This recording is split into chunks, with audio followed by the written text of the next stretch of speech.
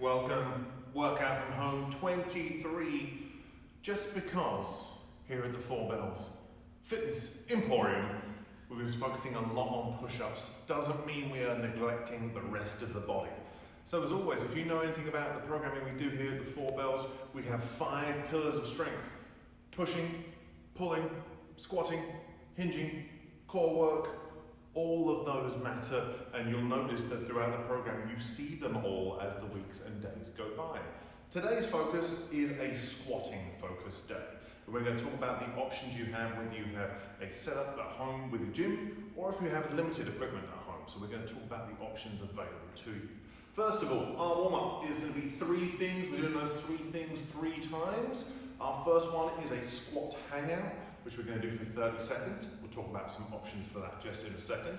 From there, it is a step back lunge into a hamstring stretch, which is also a sneaky ankle stretch at the same time. And then last but not least, we are doing some single leg deadlifts, looking at hinging patterns, as well as a little bit of activation for the posterior chain and a little bit of balance. So if we talk about the squat hangout, quite straightforward. What I'm going to try and do is see how things feel. I often talk about the barometer. How does the body feel when we first try things? So what I'm going to do is just come down into my squat, whatever stance works best for you. So I come down into my squat, and then I'm going to have a little hangout and see how things feel. So for me, it's always, how do the ankles feel? How do my knees feel? How do my hips feel? What position can I have my torso in? So positions we like to play around in the gym here, we'll hang out for them in for around 30 seconds, is you can play around with pushing the knees out into external rotation. You can play around with just trying that on one side as much as possible. You can play around with seeing how the ankles feel, drawing circles with the knees. You can play around with just shifting weight forwards, seeing if you can increase range of motion through the ankle. And you can play around with internal and external rotation as well. So pick 1 or 2 or 3 of those, or just pick one that you feel needs the most work and do that for 30 seconds. From there, our lunge to hamstring stretch is also a sneaky bit of stretching in plantar flexion for the ankle. What does that mean? That means I am going to sit back in my lunge, take a foot back. From here, I'm going to grab the toes on that lead leg. I'm just going to sit back, and the idea here is I'm trying to stretch the hamstring on the extended leg. But as you can see, this heel back here is touching my bum and my foot is flat to the floor. So we're pointing the ankle forwards or the toes forwards into plantar flexion. For some people, just sitting here is incredibly uncomfortable. So if it is uncomfortable for you, don't sit like this. All you need to do is do the same thing, just be on the knee, and we can still focus on stretching that hamstring. So play around with what feels best for you. And even if that means it's hand on the shin, hand on the sock, then hand on the toes, do whatever feels best for you. When it comes to the single leg deadlift, we are doing 5 reps per side, but it's always trying to find the side that has the least balance, the least stability, and addressing that guy first. We're always trying to play catch up with our weaker or less stable side. So as always, I'm standing on one foot. The idea is I'm going to hinge back, push the hip back, load the hamstring, load the glute, bring the torso parallel to the floor, and from there, drive forwards.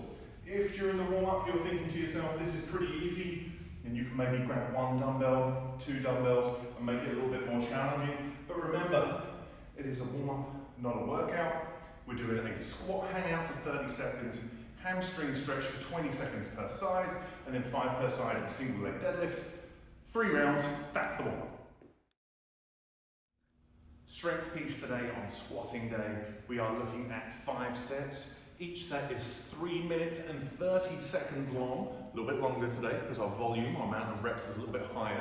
I would even say, because I haven't tested this out on the classes yet, is that if you find that you're running out of time, you can bump it up to 4 minutes a set if you're at home, but I'll let you guys play around with that at your own leisure, or leisure, which I believe is the Canadian way of saying that.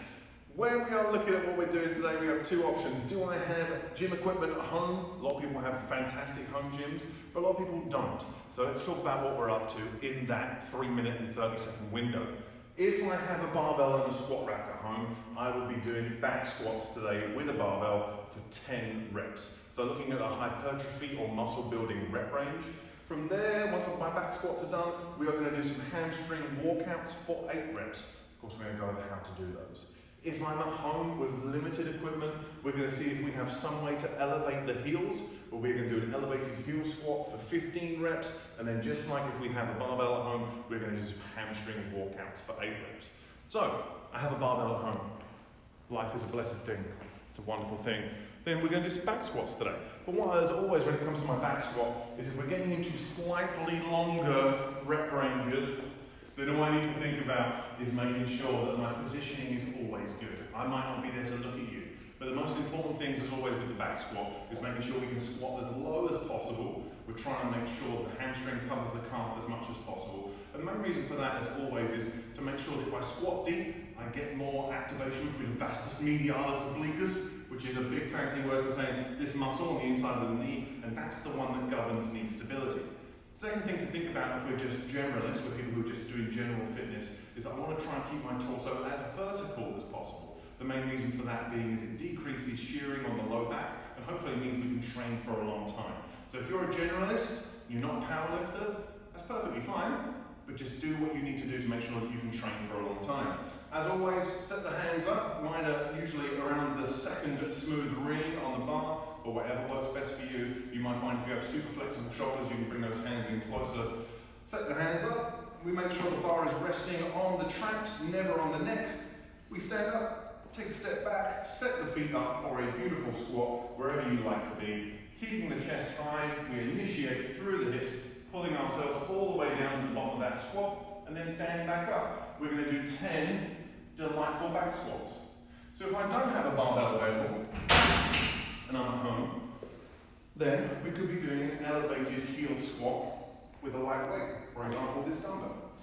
What I want to do here is I want to make sure that with this object I'm going to elevate my heels on is that it doesn't move around. So even if you're going to use a couple of books, or a small box, or a cinder block, or anything like that, you just make sure it's not going to slide around on you as you do the reps. From here, I'm going to set my feet up for where I normally squat, and that elevated heel position means I'm just going to put more activation through that VMO, like we spoke about, again, but with this way I can do it with lighter weights. So I'm going to have that weight against my chest, keeping the torso as vertical as possible. This time I'm going to lead with the knees forwards first. So knees come forwards first, keeping the torso as vertical as possible. I come all the way down, trying to get my bum all the way down to my heels, and from there we stand up. So I would say take about 3 seconds on the way down. We're not just flying up and down with these, it should be nice and slow and smooth. We'll be doing 15 of those. When it comes to the hamstring walkout, maybe you have a mat on the floor, maybe you don't need a mat, but all I'm trying to do is get as much engagement through the posterior chain, through the hamstrings and glutes as possible. So I start with the heel pretty close to the bum, I bridge up, squeeze the bum, kind of feel my glutes engage, and from here it's little steps out. So I come onto the heel, pull the toes up, little steps, little steps, little steps, really trying to keep the glutes engaged the whole time, come out as straight as I can, and then little steps back in, little steps back in, still trying to keep those hips up. So the constant battle when doing a hammy walkout is trying to keep the hips up and keep the hamstrings and the glutes engaged. So if you're doing back squats, we're going to do 10 reps today. If you're doing elevated heel squats, we're doing 15, and everybody is doing 8 hammy walkouts. So today's conditioning piece is very simple. We have 15 minutes to perform one task. Well, I say one task, a series of tasks in one long list.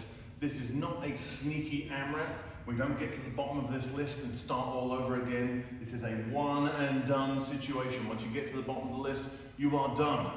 This is like a quadruple layer mountain climber sandwich, which is what we are doing today. We are going to start off with 30 per leg of a mountain climber. I'm then going to do 30 jumping squats, 30 per leg of a mountain climber again, 30 air squats, 30 on the mountain climber, 30 reverse lunges, 15 per leg, 30 on the mountain climber, and 30 jumping lunges, 15 and 15 per leg. Even my cameraman is doing a salty face when I'm reading out. Why would you do that?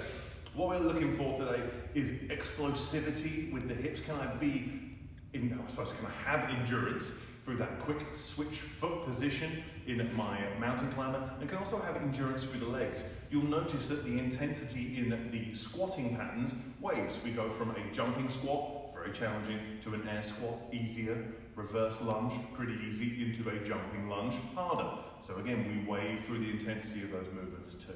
So let's talk about mountain climbers very quickly.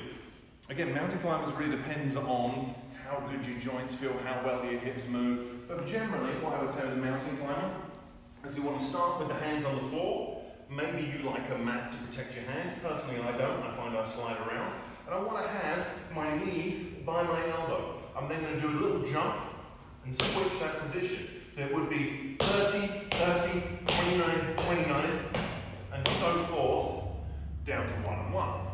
From there, jumping squats, I'm then going to do a nice deep squat, jump up high, make sure that when I control down, I can absorb that force and then rebound out of it. So I squat, jump, absorb the force, and go again. From there, I'm going to do another 30 mountain climbers, and then do 30 basic air squats. Once I've done my 30 air squats, 30 mountain climbers, I'm then going to do 15 per leg, 30 total of a reverse step back lunge. Last but not least, I do 30 mountain climbers again, and then I do 15 jumping lunges. So I like to start my jumping lunges in a lunge. I then come up, straight legs, switch the legs, touch the knee. We're doing 15 per side. Good news, no mountain climbers at the end. You've got 15 minutes to perform that whole task. Good luck.